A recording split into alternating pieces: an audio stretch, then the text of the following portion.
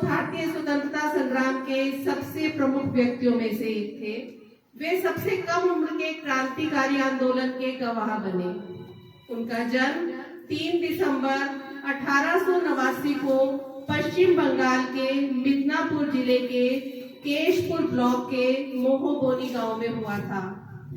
बच्चों, जैसे कि हम सब जानते हैं कि इनका जन्म भी बहुत विकट परिस्थितियों में हुआ और बहुत ही धन के अभाव में, यानी कि निर्धन परिवार में इनका जन्म हुआ।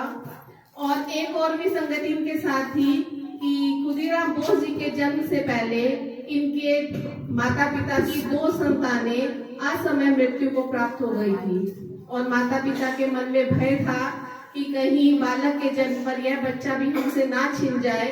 उस समय की परंपरा के अनुसार इनको 3 मुट्ठी चावल के बदले बेच दिया गया था और यही कारण था कि इनका नाम खुदीराम पड़ा, क्योंकि वहां चावल को क्या कहा जाता था? खुदी। इनका नाम खुदीराम बोस रखा गया और असमय ही 6 वर्षीय आयु में इनके माता पिता का भी देहांत हो गया। तो इनकी एक मुंह बोली बहन ने इनका लालन पालन किया। अपनी छोटी उम्र से ही इन्होंने प्रदर्शित कर दिया था कि वे भारत के भविष्य की आजादी के लिए सबसे बड़े स्तंभ होंगे और यह उनकी नेतृत्व क्षमता ही थी कि वे स्वतंत्रता संग्राम में अग्रणी भूमिका में रहे।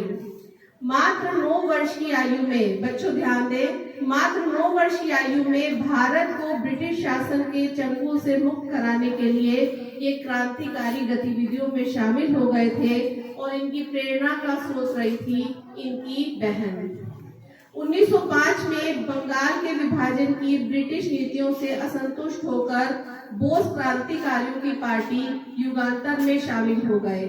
और बच्चों, जिस आयु में आज के युवा अपनी मौज मस्ती में रहते हैं और वास्तव में उन्हें अपने व्यक्तित्व का ही भान नहीं रहता, मात्र 16 वर्ष की आयु में इन्होंने बम बनाना सीखा और पुलिस स्टेशन, जहां क्रांतिकारियों को निर्मम कठोर यातनाएं दी जाती थी, उन पुलिस स्टेशन पर बम फेंककर इन्होंने अपना प्रदर्शन किया, अपने साहस का परिचय दिया और ब्रिटिश अधिकारियों पर भी बम से हमले किए।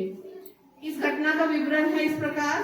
30 अप्रैल 1908 में मुजफ्फरपुर में बोस ने अपने साथी, जो कि किसी समय इनके शिक्षक रहे, प्रफुल्ल चाकी के साथ उस गाड़ी पर बम फेंका जिसमें किंग्सफोर्ड, जो कि बिहार के मजिस्ट्रेट थे, उनकी यात्रा करने का अनुमान था। दुर्भाग्यवश उस यात्रा में किंग्सफोर्ड नहीं थे और उनके स्थान पर बैरिस्टर प्रिंगल कैनेडी की पत्नी और बेटी की इस हादसे में मौत हो गई।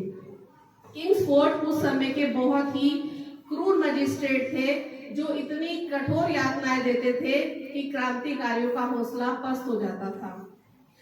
और इसी आरोप में कुछ विश्वासघाती कायर लोगों ने इनका पता बताकर इन्हें गिरफ्तार करवा दिया और कानून से इतर जाकर, बच्चों ये नाबालिग थे और कानून के अनुसार इन्हें फांसी की सजा नहीं दी जा सकती थी, लेकिन इन्हें कानून से इतर जाकर ब्रिटिश सरकार ने 11 अगस्त 1908 को फांसी की सजा दे दी। खुदीराम बोस बचपन से ही निर्भीक, साहसी, दृढ़ निश्चयी, ये सब तो थे ही, इसके साथ ही साथ वो बहुत मस्त मौला भी थे। एक घटना उनके स्वभाव को प्रदर्शित करते हुए उनके फांसी दिए जाने से पूर्व की है। 11 अगस्त 1908 को जब सुबह 6 बजे खुदीराम बोस को फांसी दी जानी थी, उससे एक रात पहले 10 अगस्त को जेलर, जो कि उनके व्यक्तित्व से बहुत अधिक प्रभावित थे, उनके पास आम लेकर पहुंचे कि खुदीराम का पसंदीदा फल है और बोले कि मैं तुम्हारे लिए यह आम भेंट स्वरूप लाया हूँ, तुम इन्हें खा लो, मुझे अच्छा लगेगा। खुदीराम ने वह आम लेकर कोठरी में रख दिए और अगले दिन जब जेलर बोस को लेने के लिए पहुंचे और आम को वैसा ही रखा हुआ पाया तो कहा कि तुमने आम नहीं खाए। खुदीराम बोले, अरे आप देखिए, वे आम उठाने के लिए झुके तो आम पिचक गए। मतलब खुदीराम का बालपन, किशोरावस्था कह लीजिए, इतना मस्त स्वभाव था कि उन्होंने आम खाकर उनके छिलकों को वैसे ही फुला करके रख दिया।